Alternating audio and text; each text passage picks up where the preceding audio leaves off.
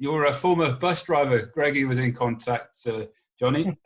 He was asking, how did Eric get glitter in his beard? Again, I suspect there's another backstory to this one. I expect there's probably a lot of stories on that bus. So we, I don't know. Speaking of which, shall we bring in the big man himself? We might as well bring him in. Yeah. If he's there. I don't know if he's there. Can you bring him in? Yeah, he just popped up. Unless it's Ric Flair. There he is. There he is. Timing. You figure it out. Yeah. Eric, how are you? Hey, how are you, mate? Good day. How are you, mate? Manchester, how are you? Look at Happy Hippo. Look at him. I can't see you guys. I can't figure this out on the East Coast. We still use dial-up computers. And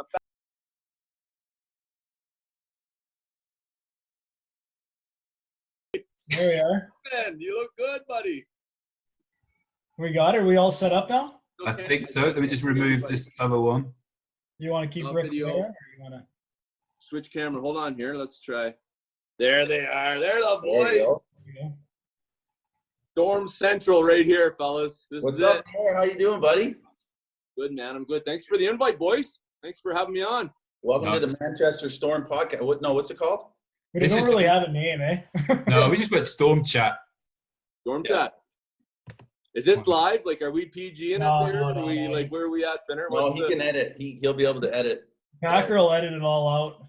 But it's a PG cast, so it goes out to the kids. So I can't tell all the Omar Pasha stories, behind the scenes stories, that eh? Yeah. But you can. We just have to edit out. Yeah. So Neeler, we were talking about. Greggy came in with a question. What was the question again? It was how did Neela get glitter in his beard? How do you what? How did you get glitter in your beard on the coach? I'm guessing. The glitter in the beard. It's so I'll tell the first part of the story. So it was Greggy's birthday, and in Neeler and Johnny fashion, we wanted to take Greggy out for the night of his life. And I think it was Trabuco, maybe Dally, you, and I think Biz was there. Biz was always there. Mario was there. Oh yeah. And, we went down to the gay village, and it was our first experience down there. And the first bar we get in, it was just, it was a little bit quiet at the start, and then it just got absolutely packed. And I believe, I think it was a drag queen that at the end of it got a hold of Eric, I think, and might have got a little glitter in your beard. I tell you what, the Honey Monster. Okay, did you tell Honey Monster story yet? No. So me and Greggy had our nicknames for each other. For whatever reason, he called me the Honey Monster, and I didn't ask too many questions with Greggy. I just let it ride as it was. I just wanted to keep it as it was. But I called him. He wore his little glasses, and he wore his big fancy cow boots with the cow hide on them, and his leather or his cowboy boots. So I called him Elton John. So it was Elton John and the Honey Monster, and away we went. So like Peach said, there it was his birthday. And long story short, I don't remember because of the tequila sunrises. Isn't that what he was drinking that night? Isn't that what we were drinking? I think with a big cocktail straw in it. Yeah. So I was between them, and I think I got roofied. I still to this day, I think I got something slipped in my drink. That I woke up the next morning, and Johnny's right. There was some glitter in my beard, and how I got it out was I showered about 45 times that day, I think, just to make sure. And went and saw a hairstylist just for the beard, to get the beard massaged out. Didn't want to. You've been Good down one, Greggy. yet, Hey, way to fire up the questions right away. Let's start with that one. Hey, that's the way to start. That's a good start right there. That's when you came in. He was asking Johnny about it, and then you chimed in. Oh, Yeah. Perfect. There we go. How are you doing, Eric? What's life like at the moment for you? Yeah, right now I'm currently sitting in my girlfriend's house. Right now, I guess it's our house. So the love bug finally got me. I fell in love here, and I'm dating a girl from my hometown in Finnerty. I'm in God's country. I finished in Bathurst being an assistant coach. I'm not going back there, and I'm going to reevaluate. I'm going to take a step away from hockey for a little bit and maybe pursue something else. So I realized this year was that's not my passion anymore. That's not my desire. And I don't want to ride a bus Friday, Saturday, Sunday, and 3 cities and in 3 different nights. I did it for 16 years, and I just figured that, you know, I want to have my weekends and have the family life and kind of settle down and do the 9 to 5 and work hard and be able to go have a beer Friday afternoon and get up Saturday and have the coffee and Bailey's and go to the camp and not have to do morning skate or worry about running practice or showing up on time or any of that stuff. So it was that's what I'm doing right now. Living the dream, boys. Living the dream. We mentioned it with Johnny, that difficult transition from playing the game, but obviously you had your skate shop there. That must have helped to fill your time. Yeah, that did. And to be honest with you, Stevie, it was I finished in Manchester. I came back in Finnerty. We'll talk. I was actually talking about coming back over, but I had an accident. I had with some fire. We won't get into that one. I mean, we can if we want, but no, we all read about it, and we just great to see you looking nice and healthy. So it changed things up. That kind of was closed the door to go back, whether it was with Manchester or somewhere over in the EI. And I ended up staying here. I didn't know what I was going to do. I never said I was going to coach after playing. Manchester was possibly my last year, and to stay in the game, this opportunity came up as an assistant coach in St. Stephen, which is about an hour and a half from my hometown. It's a junior A league over here. And I said, you know what? I was going to play till I was 35. Let's give it a couple years, see if I like it, and then we'll see if that's a go. So it happened. I went down to St. Stephen. I coached. I liked it. And then the opportunity arose to get back to the major junior level in the Q and Bathurst, and I went there for 2 years. And to stay involved in hockey, I think that helped my transition.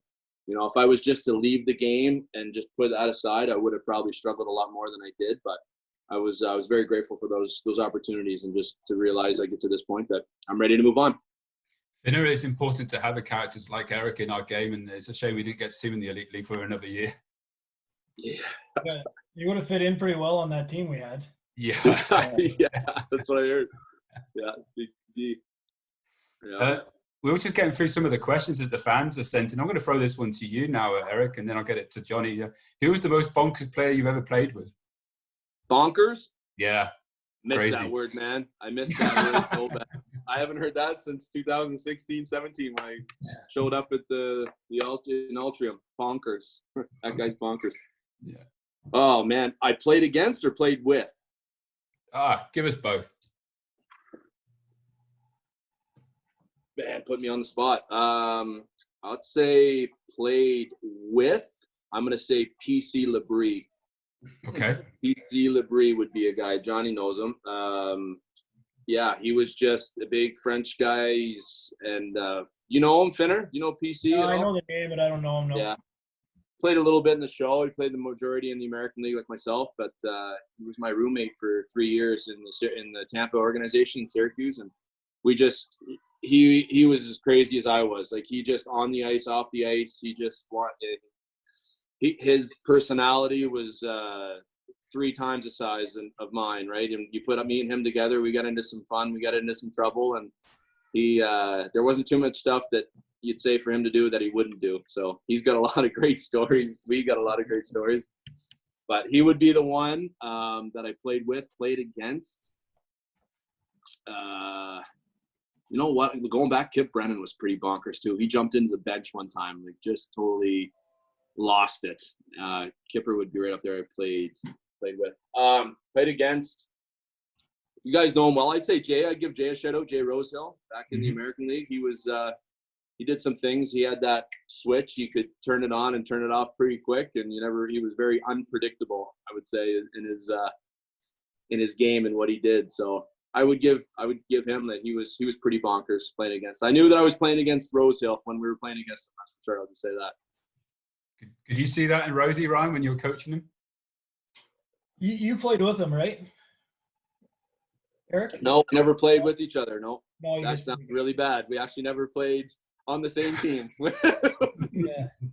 Well, he had that. Like, he had that like switch, but he was as normal can be. Like, off the ice, he was fairly. Yeah. And I wouldn't see that side of him. Low key, level headed, but he had that switch. Like, we saw it here. I mean, I don't know how many suspensions he had. Like, the one that always kept The one that snuck up on me would be the one when he was with you in Glasgow, Ryan, and he had that incident with Fife in the crease, and he just completely cross-checked that guy straight head to eyes. Like 4 times, he didn't get He didn't get 1 game suspension. We were like, you might get 35 games. He didn't get 1. I'll let him tell you if you want to bring him on, Steve, but he has one of the ultimate best all-time off-ice stories I've ever heard in my life. It happened in Norfolk, Rosie. It happened in Norfolk, Virginia. And I don't know if he would ever say it, but it's a doozy. I'll just say that. The what? The driving one? Yeah. Yeah. Yeah, we got it. We know it. Yeah.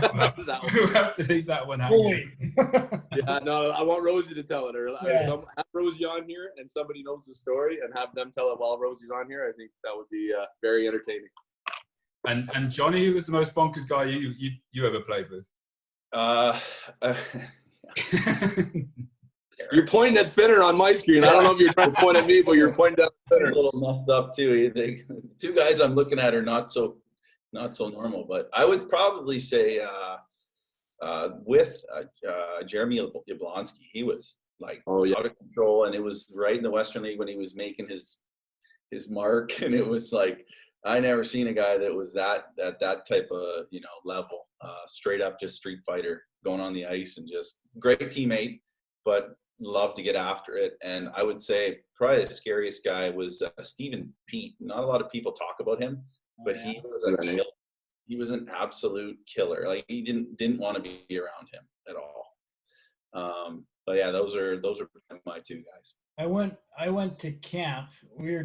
Pete and I are the same age, 80 birthday. So he was Red Deer's first rounder, and then I think I was like 85th rounder Red Deer. But whenever you go to camp as like a 14 or 15, you can't make the team. It's like your first camp. Yeah. And you go to rookie camp, and then they take you to like maybe a couple days of main camp, then they send you home. You remember that? Like in junior? Yep. Out west, the same. Anyways, so we're like 14, like we can't make the team, right? You have to be a 16-year-old. Pete, we went to main camp. Pete was in our age group, okay, and then they brought up a half dozen guys to go skate in the main camp, and then there was Pete Vandermeer was an overage player coming back for ice time, and Stephen Pete fought him and like went right after him. So he's like 20, 21 going into like, and he was an NHL heavy for a while, like legend heavy. And Stephen Pete was 15 or 14 and went after him, like called him out. Yeah. Took the cage off.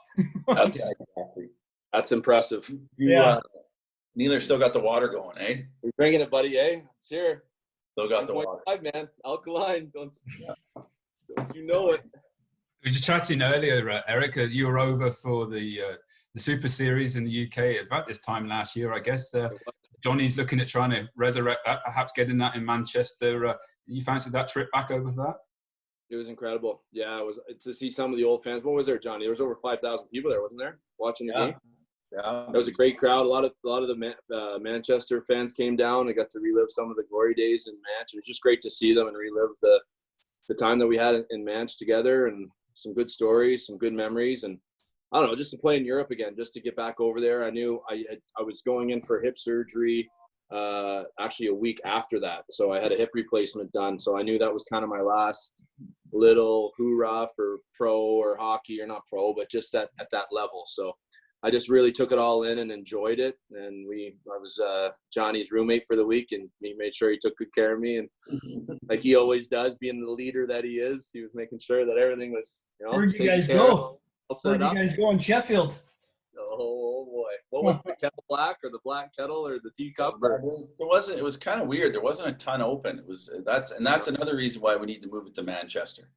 Yeah. Oh yeah, there's like 4 or 5 spots. I was 6 years there, 5 years there. Yeah. What was the one, Stevie boy there? What his place that had us one night? Fitzy's buddy. Oh yeah, that was a nice place. That was a real, nice, good. He did set us up with a couple of good places.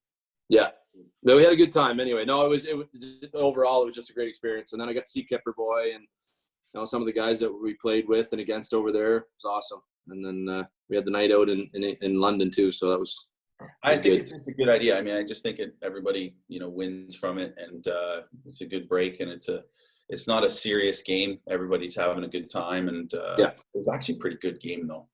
It was. It went right down to the end. Yeah. The first puck, Finner was playing in net by the end of it. So you imagine how that went. Whilst we got you here, Eric, if you wouldn't mind, just have a very brief. I mean, you had a hell of a career. You finished it up in Manchester, but that was quite a tough year you had there. You had some horrific injuries. Was it difficult for you to stay positive in that year? I mean, you're a positive guy, but that must have been tough. That was tough. Finner got a front row seat to that because we were actually playing Braehead that year, and it was or that game, and it was a fluke. It was a fluke shot. It was a dump in, right, and it just caught me right underneath the eye. It could have been way worse.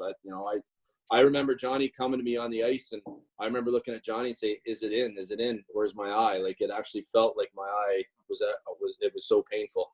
And I've had guys like Steve McIntyre and Brian McGrattan punch me in the face, and it was nothing compared to that pain that I experienced. But to stay positive, it was tough. Like, the first week I was in so much pain, and I'm sitting in a 1-bedroom apartment, or 2-bedroom, I guess, with Pash, in a loft, and I'm, felt kind of by myself, and it was real frustrating. But to have guys like Johnny and have the teammates that we had and living with Pash, I think that really got me through it, right? Because they would check in on me all the time, and I didn't want to be around anybody. I didn't want anything to do with anybody for the first week because I was in that much pain. But Johnny would pop in, see how I was doing. The boys would come over, and then I just had that sense of family and that sense of, hey, we're here for you, man, if you need anything. So you have guys like that. That really helps pull you through something like that. And towards the end, I felt like I was ready to go, but it being an eye, it was very crucial that I took the extra time that I did. And I just, by the time I got back, it was towards the end of the season, and I did what I could, but then the whole fighting aspect of it too, picking my spots. And I know I didn't fight quite as much as what I was supposed to, or what the fans thought that was going to happen over there. And that bothered me too, because that part of it was my game. I was my job, and I couldn't do that to its fullest. So a lot of frustration there, but you know what, you deal with it as a pro athlete. You have to deal with that stuff all the time. So you overcome that, and you keep moving forward. And I tried to do my best at the end there. And I just remember being on the bench the last few games, and I actually had to bench myself a few times being the assistant coach because I was so gassed. I was letting the young guys letting Z get out there a little bit more. And he was getting 95 minutes of ice a night anyway, but some of the younger guys, letting them play and benching myself. I go from playing maybe 1 to 2 minutes in the American Hockey League, and then all of a sudden I'm benching myself my last year because I was getting too much ice time. I didn't think that was possible, but it was. Neither. That's when we started our podcast. Remember that? Oh yeah. Neil and I were way ahead of the game. We had a podcast right in the BBC studios. It was only one. That's all. It lasted didn't it last 4 hours? Yeah. Claire, that's right. Yeah. Claire, yeah. That was about it. Speaking of frustrations there, Eric, what was your time with those injuries more or less frustrating than Brian McGrattan not taking his helmet off that time? Yeah, that was a good one. People ask me that all the time now. Just that fight. I was pretty upset about it, but we had a conversation in the penalty box after, and I got a lot of respect for that guy. He's been around a long time, and he's fought some very tough customers, and you get into that part of your career, and it's a lot more than just hockey and that part of the game. You wanted to make sure, his head, if something was to happen and we slipped and he hit it off the ice, that could have been it, right? So he just explained to me that was it. That was why, and I respected that. I still think we should have went to the penalty box, kind of staged it a little more, and then we could have stepped back out. We both would have had our buckets on, and could have been a little more fun that way, but it happened the way it did, and yeah, it was. He didn't need the Ovechkin shaded visor though, did he? I loved it. I thought that was so I thought there's a 50-goal scorer, boys, right here. He's gonna get 50 this year. Good for him, though. He comes over there, and guys like us that the fourth liners and in and out of the lineup that played that role, we come over there and we actually play, and it's just so much fun. Like that year in Manchester, that was the most fun I've had since junior, probably, to be honest. Like, that was one of the most memorable years of pro hockey that I've ever had, because I played and I was contributing. I felt like I was contributing instead of just my fighting. Now, I'm not a good hockey player by all means, but being on the PK and put myself in situations and just being out there and having fun playing the game, it was one of the best years and one of the most memorable years that I ever had. And I'm sure all those guys like Boards and Gratz and guys like that, they'll tell you the same thing, right? Rosie and Fitzy, like guys like that come over, we grind and we muck over here, and then you come over there and you have that opportunity. It was incredible. Question from Clemmer, who we had on last week. It was for Johnny, but we'll throw it over to Eric as well. Johnny, what's your favorite animal? Again, I'm guessing there's a backstory behind this as well. Who asked the question? I want to know who asked the question. Clemmer. Who? Clemmer. Yeah, so I think it was you, Eric. It had to be you. Eric called me the hippo, and first I was really upset. I was pissed off about it, and I didn't think it was the right nickname, and I was very I don't know. What were you hoping for? I don't know. I don't know what I was hoping for, but the hippo was definitely not it.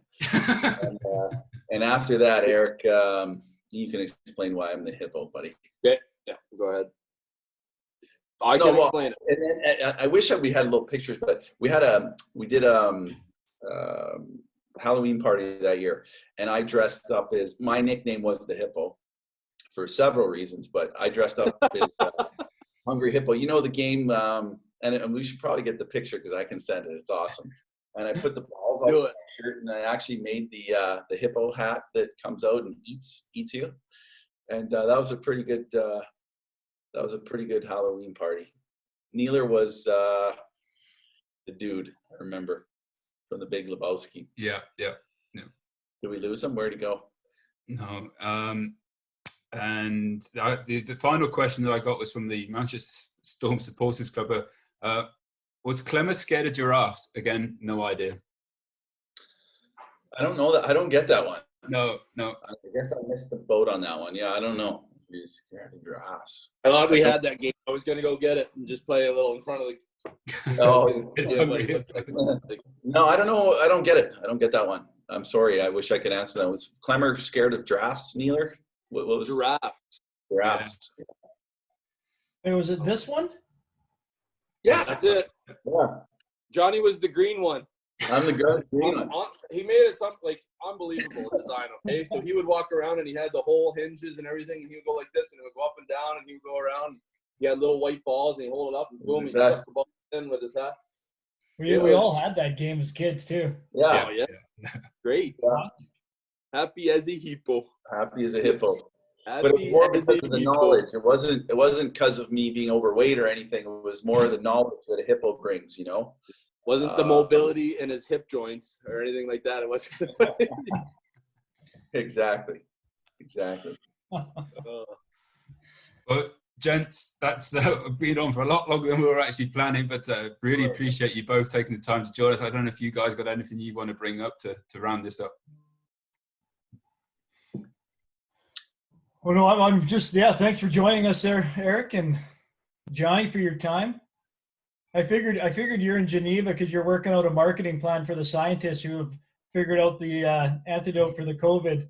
Yeah. You're just overworking the marketing plan with them right now. I wish. No, I'm here because my beautiful girlfriend's going to law school. So she's international law, and we're hunkering down together. Can you guys fly around, or are you locked down? Like, are you? No, we're locked. We're pretty much locked down. I mean, Switzerland's a great place to be. I was saying before, but it's they're opening things up here now. So, you know, it's kind of, Switzerland's so expensive anyways. It's not really doing a whole bunch anyway. So this is it's a great place to be, I would say, for COVID-19. COVID-19. And I will add. I forgot to, and I should probably mention this, is that I actually. We're starting a professional roller hockey league in the U.S., and I forgot to mention it. It's called the NRHL, and it was supposed to launch in a month from now. We had to cancel the whole season, and it runs do you remember the old RHI, Finner? Yeah, they so played great spots. Yeah, so we sold the St. Louis Vipers, Detroit Dragons. We had 4 teams to start the league, And I think we'll probably, by pushing it back a whole year, we're going to have probably 6 teams starting 2021. So for you fans out there, have a watch of that. It's going to be pretty exciting stuff. Vegas, is Vegas going to have a team? We're looking at Vegas. Well, we want to expand to the West Coast. We're looking to do Vegas, LA, hopefully Anaheim, because the Bullfrogs were huge. And actually, it's crazy. I had a 45-minute conversation about a month ago with Jeannie Buss, who's, that's the LA Lakers president now, and I believe owner. She owned the LA Blades back in the day, and she was that was the first team that she owned, like, as professionally.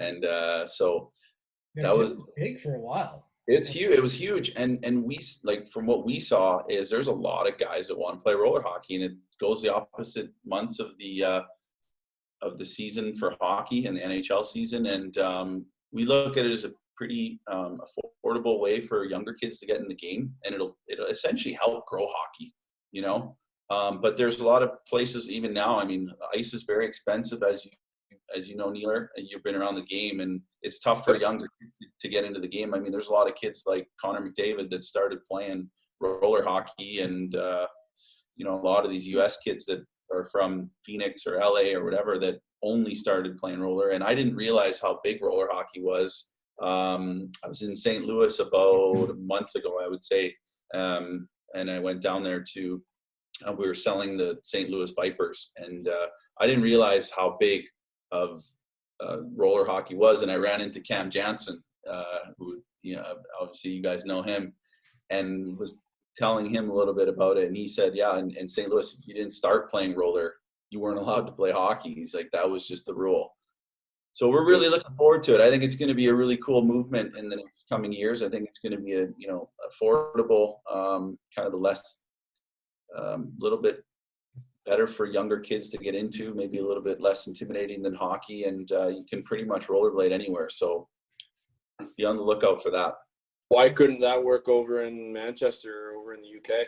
We're going to get a street hockey league going first. A couple bets. It definitely could. I mean, it's international. I mean, I can't believe that roller hockey is very international sport. And obviously, the U.S. has the majority of the better players. But it's truly interesting to kind of see the movement and how many kids that are actually playing roller hockey. So it's cool. Awesome. You don't fancy that role, Eric? GM role down in Vegas? Yeah. Well, that's Neeler? Wait, Neeler, GM role down in Vegas for Eric? Yeah, right, boys. No, I'm maritime bound here now. I'm just stuck here like glue. I'm not leaving. I can fight off the mosquitoes and black flies for that nice alpine on Friday afternoon at the deck at the lake. I'll be okay. Vegas will be for. What's that, Finner? What do you guys got for restrictions out there, out east? It's actually New Brunswick, the Maritimes. We're doing pretty good. Nova Scotia, obviously, with Halifax, is struggling a little bit, but I think they got it under control. New Brunswick, knock on wood, no deaths, no new cases, I think, within the last 2 weeks. We did the social distancing, right? Stay at home. They've opened it up. We're allowed to reintroduce one other family now. So that kind of created some conflict with some families, I'm sure, right? Who's the favorite son or daughter? But I think we're doing a really good job. All the stores, they got the plexiglass, and they got the rule. There's only so many people out in the store, 6 feet away, and if everybody does their part, like we are, and I think we're gonna have this thing beat. Yeah. Cam Critchlow sent me a picture. He just looks like he needs a volleyball called Wilson. He's got a huge, big, like, quarantine beard going on. Where is Cammy? Where is he? Where's Critch right now? Is he in Freddie?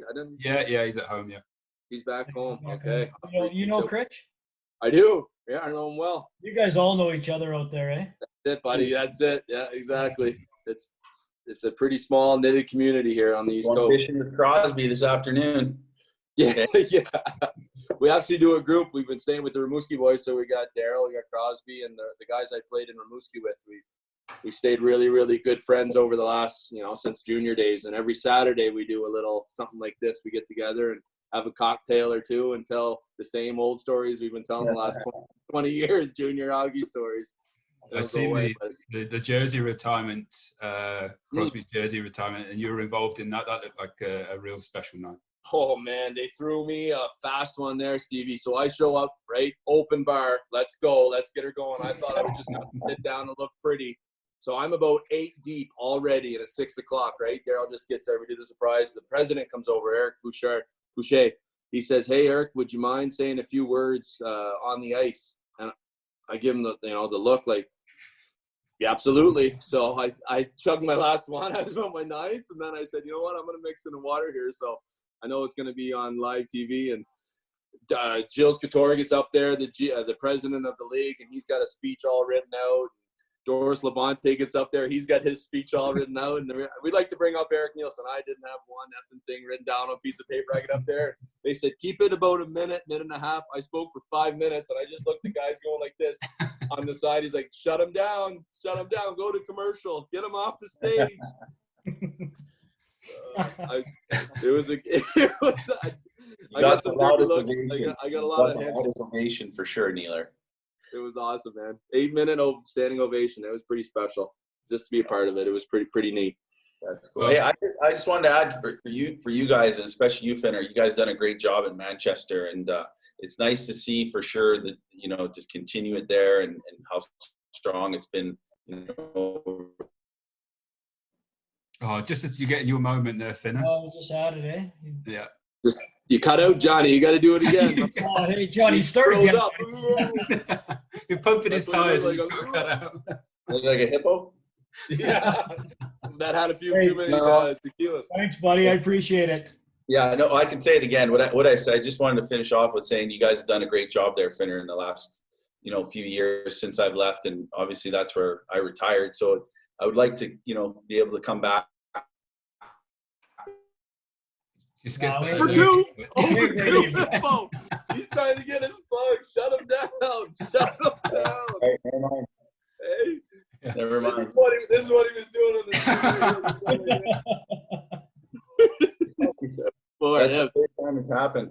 No, we got the sentiment there. They was saying that what would be awesome though is if hopefully we get out of this and we can actually get people back in the stadium and whatnot. But it'd be great to bring you guys back for a night and. Yeah. I mean, there's very few. I mean, it's like in the UK. There's only so many guys that people continue to talk about 2, 3, 4 years after they've been gone, and you guys are definitely in that grass. So it'd be good to bring you guys back just for our fan base and for a night out. I'm sure what you guys wouldn't mind. Oh no. Just me and Neeler will come back. We'll just stay in the hotel room. Just hang out. Exactly. It'd be the package deal, though. Package deal. One night only. Johnny, I'll just wait till you're over here, and then I'll check the cheapest flight. I'll wait till you're the closest. Yeah, there you go. Dealer drive to Trump. I will definitely be traveling at some point in time over there. So yeah, no, it'll be good. I think other teams have done it in the past. It worked really well for everyone. So definitely, it's something we'll definitely look at this year. That'll be in 3 years. So. Are we going to get a Wall of Fame, Ryan? Yeah, we'll get a Wall of Fame. There you go. Yeah. Cult players, baby. Yeah. But yeah, no. Hey, thanks, boys. Appreciate you guys coming on and shooting the shit here. No, thanks. Really appreciate it, guys.